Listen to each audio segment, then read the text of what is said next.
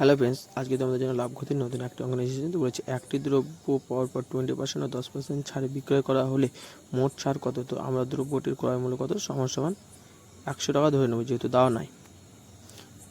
এবার 100 টাকার উপরে ছাড় বের করতে দিয়েছে কত, 20। তো 100 টাকার উপরে 100 গণিত, তো লাভটা উপরে নিচে 100 পার্সেন্টেজের জন্য, শূন্য কাটা শূন্য কাটা, এই শূন্য কাটা এই শূন্য কাটা, সমান সমান কত হলো 20 টাকা।